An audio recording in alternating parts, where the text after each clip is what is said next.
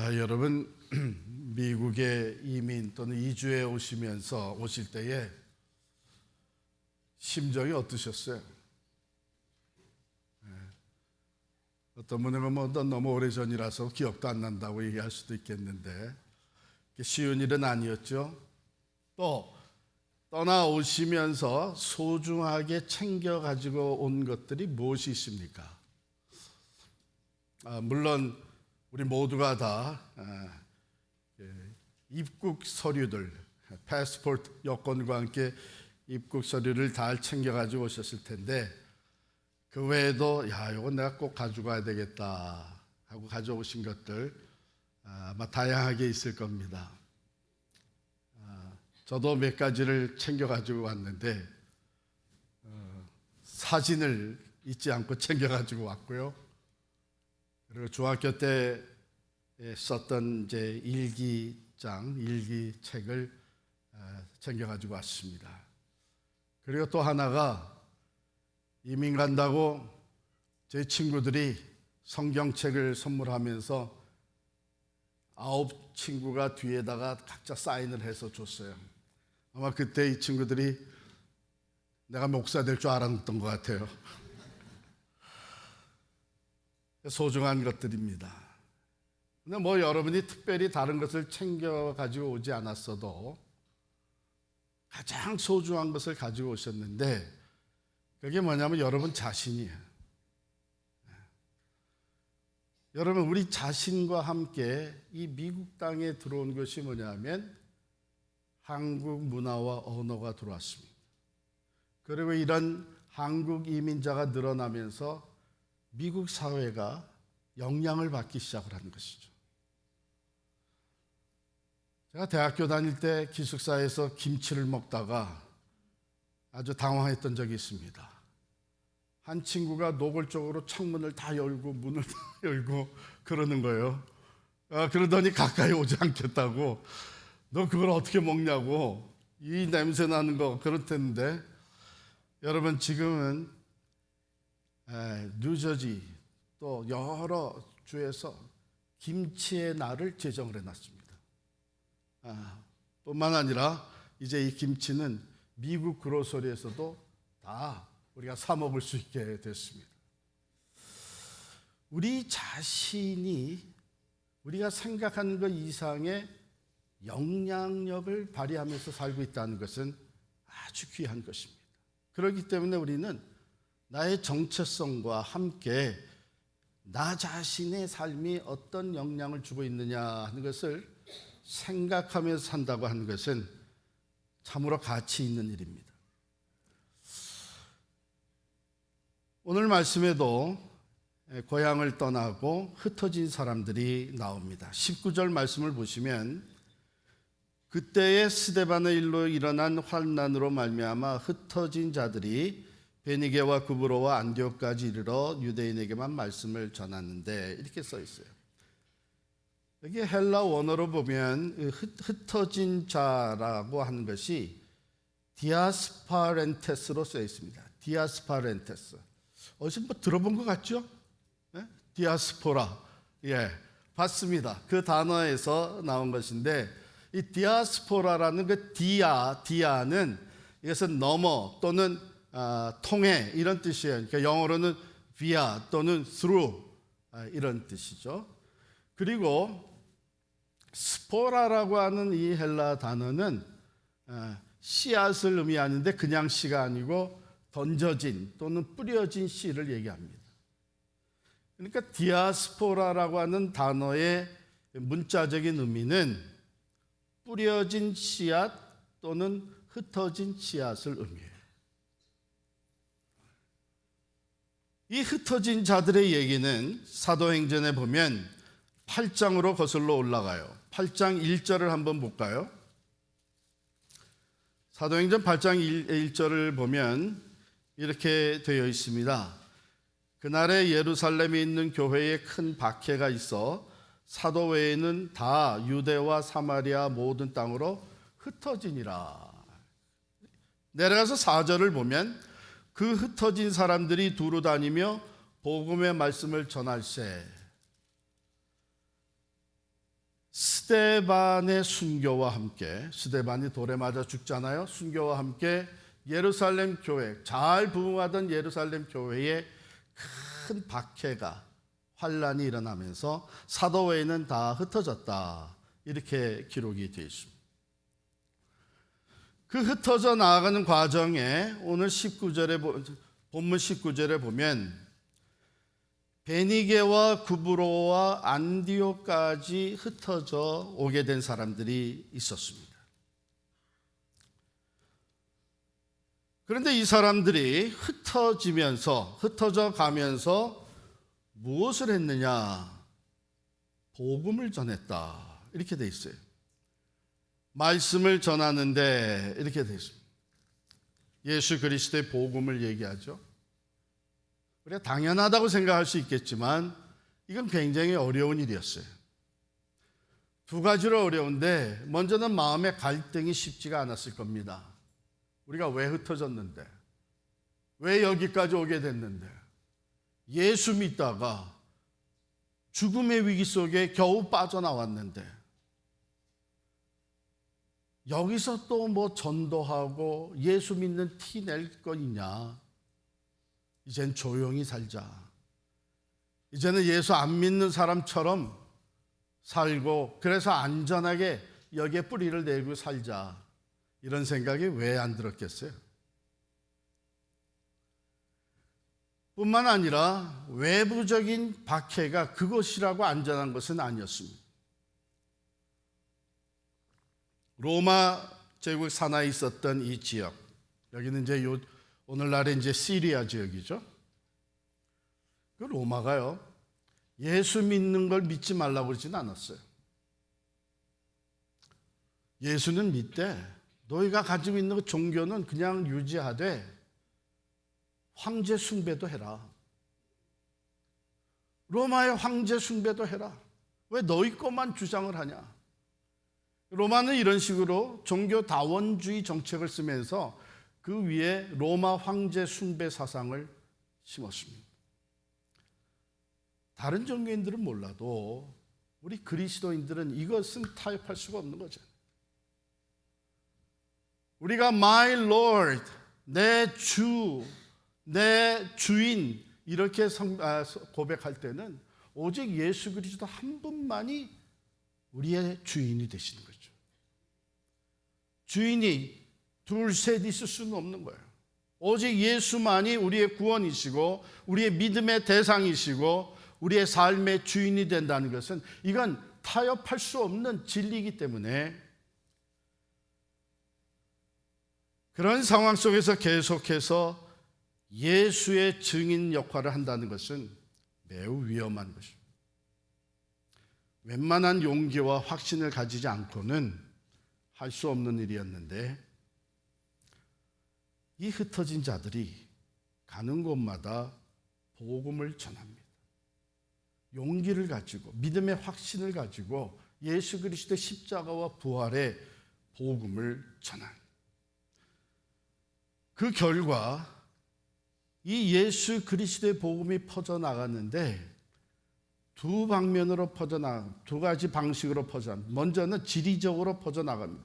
예루살렘에서 시작해서 온 유대와 사마리아와 땅끝을 향해서 지리적으로 확장될 뿐만 아니라, 두 번째는 문화적으로 이제는 확장되기 시작합니다. 유대인 중심의 문화에서 이제는 이방인에게까지 퍼져나가게 되는데, 이것은 분명하게 주님께서 말씀하신 거예요.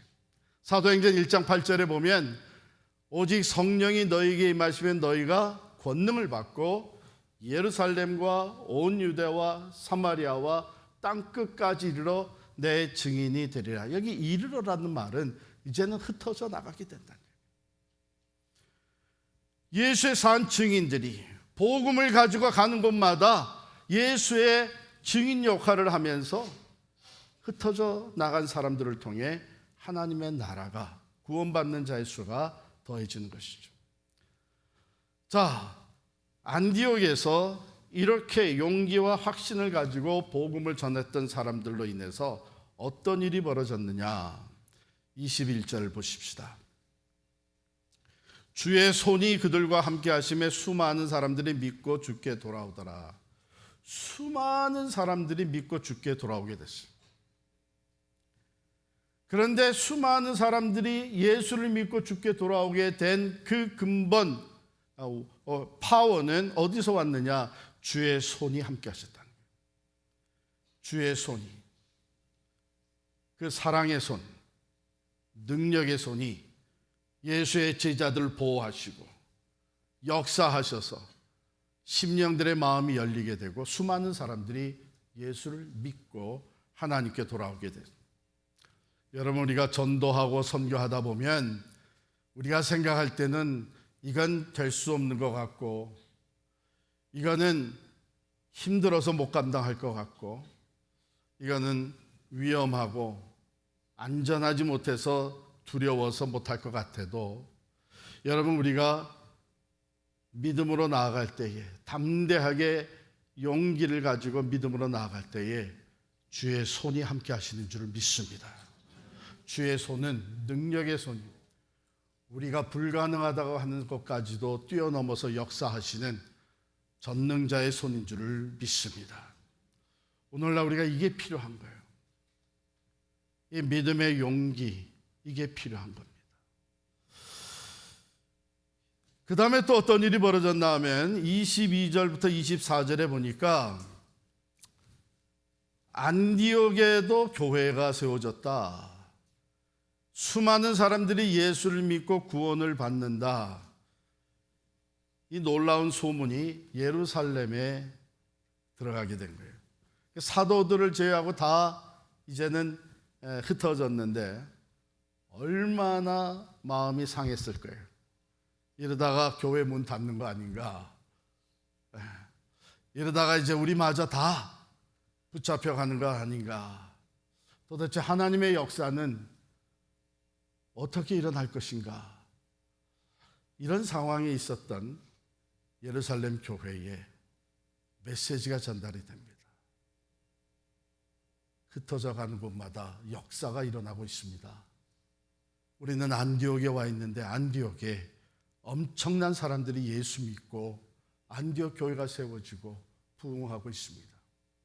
여러분, 그 모교했던 예루살렘 교회가 얼마나 큰 위로와 소망을 얻게 됐겠어요.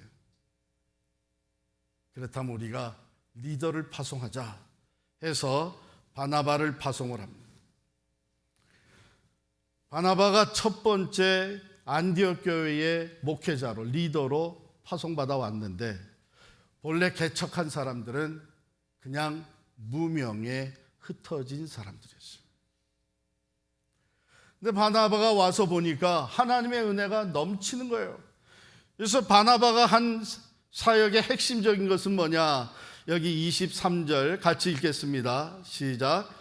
그가 이르러 하나님의 은혜를 보고 기뻐하여 모든 사람에게 굳건한 마음으로 주와 함께 머물러 있으라 권하니. 굳건한 마음으로 주님과 함께 머물러 있으라.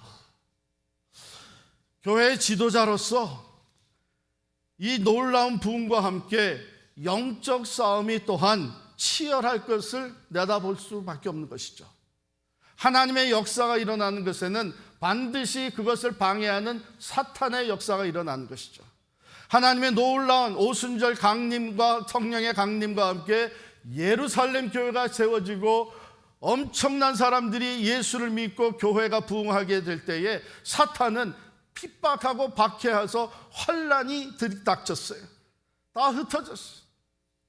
그런데 흩어지는 가운데 하나님은 계속해서 역사하시는데 안디옥에서 이 놀라운 부흥이 또 일어났잖아요. 그런데 이 부흥과 함께 또 사탄이, 영적 싸움이 치열해질 것을 바나바는. 그래서 권한 말씀이 뭐냐? 굳건한 마음으로 주님과 함께 머물러 있으라. 이 말은 흔들림이 없는 믿음으로 어떤 상황, 어떤 사건, 어떤 환경이 펼쳐질지라도 예수만 붙들라, 그런 얘기예요. 내가 절대로 예수를 놓지 않겠다고 하는 이 굳건한 믿음, 여러분, 이것이 우리에게 필요해요. 왜냐하면 우리의 삶에도 우리의 믿음을 흔들어 놓는 일이 얼마나 많이 일어납니까? 환경의 변화, 경제적인 어려움, 관계의 아픔, 들이닥친 고난, 고통, 얼마나 많아요.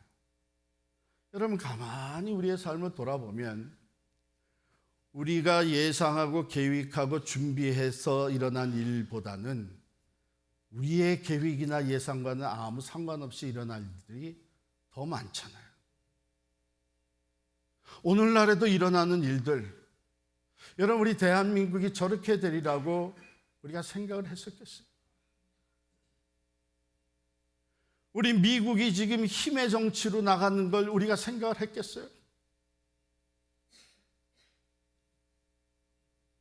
경제적인 문제나 질병의 문제나 또 교회를 흔들어 놓는 이 엄청난 일들을 이렇게 보게 되면 우리의 개인이나 가정이나 교회도 예상하지 못했던 일들이 더 많이 일어납니다.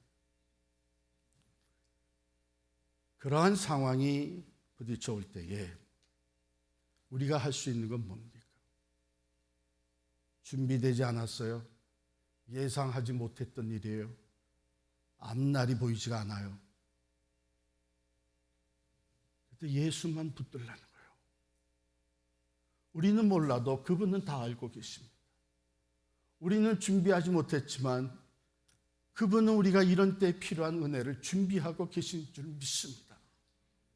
그렇기 때문에 모든 상황, 어떤 일이 일어도 나는 주님만을 붙들겠다고 하는 이 굳은 믿음, 이것이 우리에게 필요한 거예요.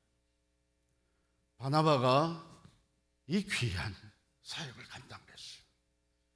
지금 이렇게 좋지만, 지금 이렇게 부흥하지만 영적 싸움은 변함없이 부딪혀 올게 될 것이고 앞으로의 어떤 일이 일어날지 아무도 모르는 가운데 우리가 해야 될 것은 오직 예수 그리스도를 붙들고 나아가는 것밖에는 없다고 그는 외쳤던 것입니다.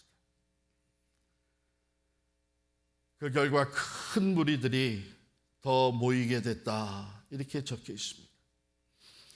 바나바는 착한 사람이여 성령과 믿음이 충만한 사람이라 이에 큰 무리가 주께 더하여지더라. 그 다음에 또 어떤 일이 벌어졌나 하면 바나바가 사울, 나중에 바울이 됐죠. 바울을 초청해서 팀 사역을 하자고 합니다. 그냥 단순히 숫자가 너무 많아져서가 아니라 이 바울을 데리고 오게 된 이유는 지금 이제 이 안디옥 교회가 유대인 중심으로 세워졌다가 그 다음에 여기에 보면 구브로와 구레네 몇 사람이 안디옥에 와서 복음을 전하는데 헬라인에게도 복음이 전해지기 시작을 했다. 그런데 바나바는 이 헬라 문화와 헬라 언어에 능통하지 못한 사람이었어요.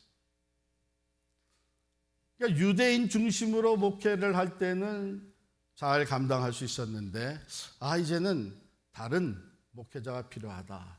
헬라 언어와 또 그 문화에 익숙한 사람이 왔으면 좋겠다 하고 생각난 사람이 사울이에요. 바울이에요.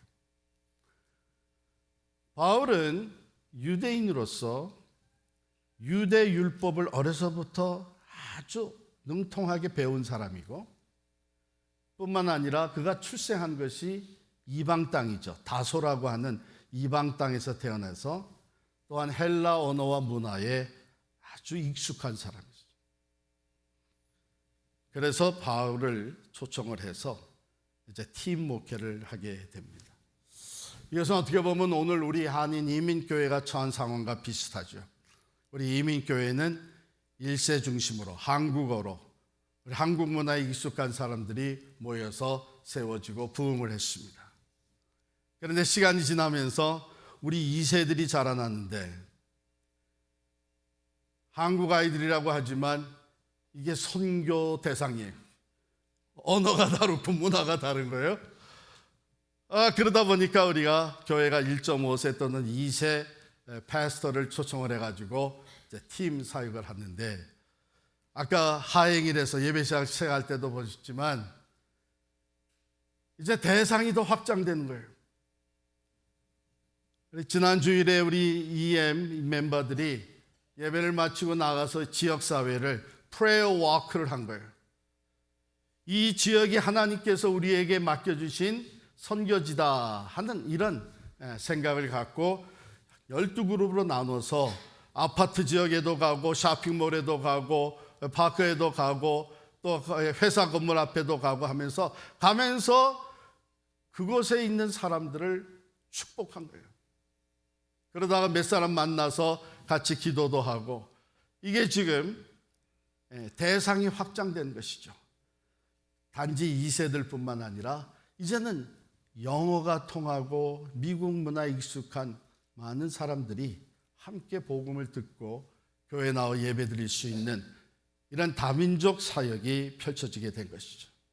바로 바울을 데려다가 바나바가 이런 사역을 펼쳐가는데, 그 다음에 어떤 일이 또 펼쳐지느냐 보세요. 25절에 바나바가 사울을 찾으러 다소에 가서 만남에 안디옥에 데리고 와서 둘이 교회에 1년간 모여 있어 큰 무리를 가르쳤고, 제자들이 안디옥에서 비로소 그리스도인이라 일컬음을 받게 되었더라. 무명에 흩어진 자들로 인해서 교회가 시작이 되고 많은 사람들이 모이게 되고, 바나바가 지도자로 와서 또 그들의 믿음을 붙잡아 주는 가운데 더 많은 무리가 모이게 됐어요. 그런데 이 사울을 데려다가 같이 목회하면서 이 목회의 핵심은 어디에 있었느냐? 큰 무리를 가르쳤다 그랬어요. 이건 제자 양육이에요. 모여든 사람들을 그냥 숫자만 늘려간 게 아니고 그리스도의 신실한 제자로 성장할 수 있도록 말씀을 가르친 거예요. 그러는 동안에 어떤 일이 벌어졌느냐? 비로소 그리스도인이라 일컬음을 받게 되었다. 안디옥에서 비로소 그리스도인이라 일컬음을 받게 되었다. 이렇게 적혀 있습니다. 이 호칭, 그리스도인, 크리스찬이라는 호칭이 여기서 시작됐다는 거예요. 그리고 이 호칭은 교회를 이루고 있는 성도들이 공동의회를 해가서 우리 스스로를 뭐라고 부를 거냐 해가지고 다수결로 결정해서 크리스찬이 된 게 아니고 외부의 사람들이 붙여진 이름이에요. 여러분, 외부의 사람들이 이 새로 형성된 공동체의 사람들을 통해 사람들에게 호칭을 붙여주게 됐다는 이것은 무엇을 의미하냐면 그들의 삶이 영향력을 발하기 시작했다는 거예요. 무시할 수 없는 영향력을 끼치기 시작을 했다는 겁니다. 그래서 크리스찬이라는 이름이 붙여지는 이유는 기본적으로 두 가지인데, 하나는 이 신생 종교같이 보이는 이 기독교 공동체에 대한 거부감을 갖고 있거나 그들을 경멸하고 또한 비난하는 마음으로 붙인 것이죠. 또 하나는 이 사람들이 사는 것을 보니까 생활하는 게 우리랑 너무 다르고 예수를 믿는다는 사람들인데 삶이 바르고 진실되고 반듯하게 살아가는 사람들을 보면서 이 사람들은 다르구나 경외하는 마음으로 또한 부르게 된 거예요. 여러분, 이것은 우리 한국 기독교 역사에서도 나타났던 현상이죠. 기독교가 들어와서 교회가 세워지고 예수 믿는 사람들이 늘어나기 시작하고 그들의 영향력이 지역사회, 동네에 끼쳐지기 시작하니까 뭐라고 불렀어요? 예수쟁이라고 불렀죠. 예수쟁이라고. 그때에도 예수쟁이라고 부르면서 또 비난하고 경멸하는 그런 사람들도 있었지만, 또 다른 면에는 그 예수쟁이라고 하는 이름을 붙여주면서 은근히 마음속으로 이 사람들은 다르다, 존경하는 마음으로 있었던 것이죠. 여러분, 쟁이라는 것, 쟁이라는 건 무슨 뜻이에요?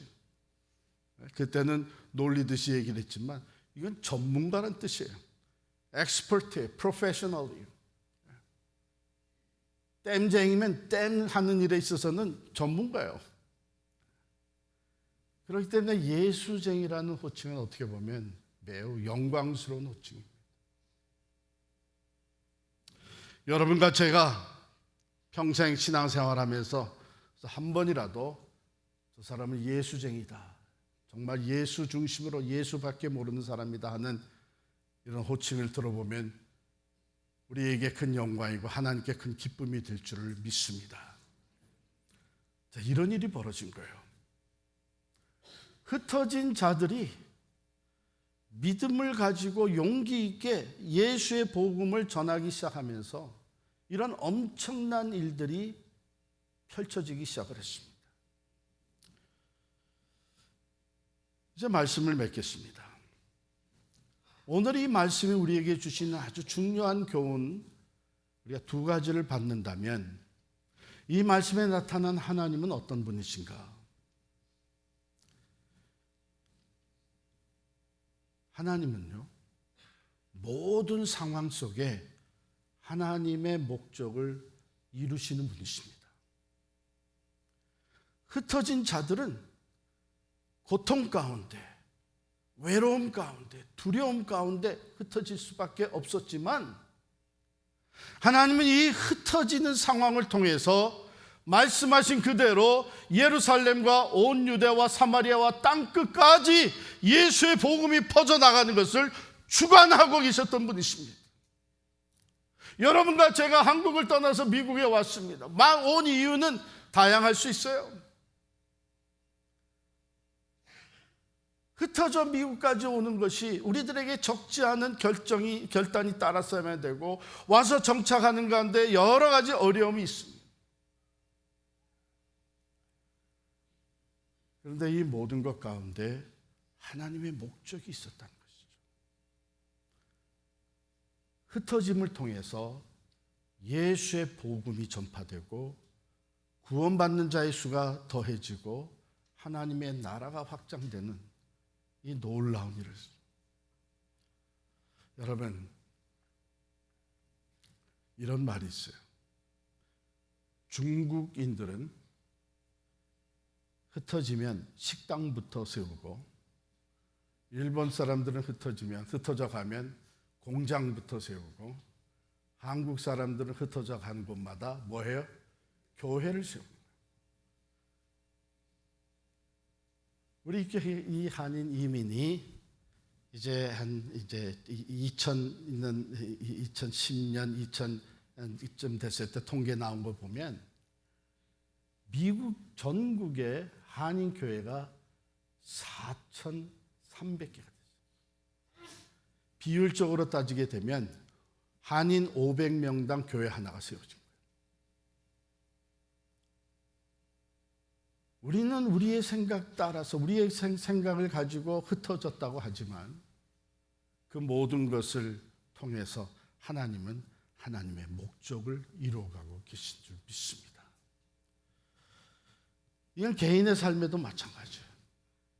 여러분의 삶이 지금 어떤 상황에 놓여 있든지 간에 그 상황이 내가 원하지 않든 내게 큰 도움이 되든 또한 해가 되든 어떤 상황이 있든지 간에 그 상황 가운데 하나님의 선하시고 완전한 뜻이 펼쳐지고 있는 것을 믿으시기를 바랍니다. 흩어진 자들이 이것을 깨닫게 됐을 때에 그들은 흩어져서 사명자로 다시 태어나게 됩니다. 오늘 우리를 여기까지 보내신 것은 이곳에 복음이 필요하기 때문이고 이곳에서 하나님의 선교가 이루어지고 이곳에서 하나님의 나라가 세워져야 하기 때문이라는 것을 깨닫게 된 것, 그것이 바로 우리에게 주신 말씀이 아니었더냐. 예루살렘에서 시작해서 온 유대와 사마리아와 땅끝까지 예수의 복음이 퍼져나가는 것이 하나님의 목적이었기 때문에 오늘 우리를 여기까지 모든 것이 아니냐, 이것을 깨닫게 되면서 그들은 보내진 곳에서 흩어졌지만 하나님이 보내셨다고 하는 그 자리에서 사명자로 태어나게 됩니다. 그래서 안디옥 교회가 세워지고 안디옥 교회가 부흥하게 되고 안디옥 교회에서 바나바와 바울을 선교사로 파송하게 되고 1차 선교, 2차 선교, 3차 선교를 통해서 이 복음이 소아시아 지방에서 유럽 대륙으로 넘어가게 되고 땅끝을 향해 퍼져나가게 됩니다. 그 하나님의 선하시고 완전하신 계획과 목적 속에 여러분과 저의 삶도 있는 줄을 믿습니다. 그래서 흩어져 왔는데 와보니까 여기가 보내신 자리구나, 하나님이 여기에 우리를 보냈구나, 이것을 깨닫게 되면서 우리는 복음의 사역자로 다시 태어나게 됩니다. 그게 선교적 교회고 그게 선교적 삶입니다. 또 하나 중요한 것은 우리끼리 흩어져 왔다고 생각을 했는데 예루살렘에서부터 흩어진 자들이 자기만 또는 자기들끼리 흩어졌다고 생각을 했는데 그것이 아니고 그들 안에 예수의 생명의 복음이 있었고 그들 안에 예수의 성령이 함께 계셨다. 우리도 마찬가지죠. 여러분, 우리끼리 모여 예배드립니까? 아니죠. 여기에 삼위일체 하나님이 함께 계신 줄을 믿습니다. 우리가 예배드리고 흩어져 나갑니다. 이제 여러분끼리, 우리 사람끼리 흩어져 나갑니까? 아니죠. 우리가 가는 곳에마다 우리 안에 예수의 복음이 있고 우리 안에 예수의 영이 계셔서 성령께서 그 복음이 전파되게 하시는 줄을 믿습니다. 그래서 이 사도행전 1장 8절에는요 오직 성령이 너에게 임하시게 되면 너희가 권능을 받고 예루살렘과 온 유대와 사마리아와 땅끝까지 이르러 내 증인이 되리라 선포하신 거예요. 예, 증인이 되어달라, 예, 증인이 되도록 노력해라, 그렇게 말씀하신 것이 아니고 성령이 임하시면 너희가 가는 곳마다에서 내 증인이 될 것이다 선포하신 거예요. 왜? 복음이 우리에게 주어졌고 성령이 우리 안에 계시기 때문에 우리가 가는 것, 나 혼자 가는 것이 아니고 사람들끼리 가는 것이 아니고 전도하는 팀만이 가는 것이 아니고 그 안에 생명의 복음이 있고 그 복음을 통해 역사하시는 하나님의 영, 그리스도의 영, 성령이 함께 계시는 줄을 믿으시기를 바랍니다. 그래서 흩어져 가는 곳마다 예수의 산 증인이 되게 하시는 거예요. 이제 예배를 마칠 때가 가까우는데요. 제가 목회를 잠깐 쉬고 1996년, 97년 1년 동안 미시간 그랜드 래피드스에 가 있을 때에 참 여러 가지가 좋았는데 그 중에 하나가 여러 미국 교회를 방문하는 것이었어요. 방문해 가는 곳마다 새 신자 왔다고 대환영이에요. 얼마나 친절한지 몰라요. 야, 오늘은 또 이 새로운 교회 가면 여기서는 예배 후에 뭘 줄래나. 근데 참 좋은 것을 제가 받았어요. 그때에 이 미국 교회 목사님들이 예배가 마치기 전에 축도할 때에 권면의 말씀에 꼭 들어갔던 것이 있습니다. 그게 뭐냐면 We were church gathered, now we become church scattered. 우리는 모인 교회였습니다. 이제 우리는 흩어진 교회가 됩니다. 복음을 흩어질 줄 아는 사람들과 함께 역사하시는 거예요. 저는 그때까지만 해도 목회 초년생으로서 그래서 사람들을 어떻게든지 많이 모으게 되면 그것이 목회 잘한다고 생각을 했어요. 수단 방법을 가리지 아니하고 다양한 행사와 프로그램을 통해서 사람들이 많이 모이게 되면 그것이 내가 훌륭한 목회자가 된 줄 생각했는데 그때 하나님이 깨닫게 해주셨죠. 교회는 잘 모일 뿐만 아니라 건강하게 흩어질 줄 아는 교회가 되어야 된다. 흩어져서도 교회로 살아가는 사람들, 그런 사람들을 통해 기독교 역사는 발전되어 왔습니다. 이제 오늘 예배가 끝나면 우리는 모인 교회였다가 흩어진 교회가 됩니다. 기억하시기 바랍니다. 우리가 흩어져 갈 때에 하나님의 영이 우리 안에 함께 가십니다. 예수의 생명의 복음이 우리 안에 함께 갑니다. 우리 자신을 그 삼위일체 하나님께 드리기만 하면 성령께서 우리로 하여금 예수의 산 증인 되게 능력 주실 줄을 믿습니다. 이제 우리 다 일어나시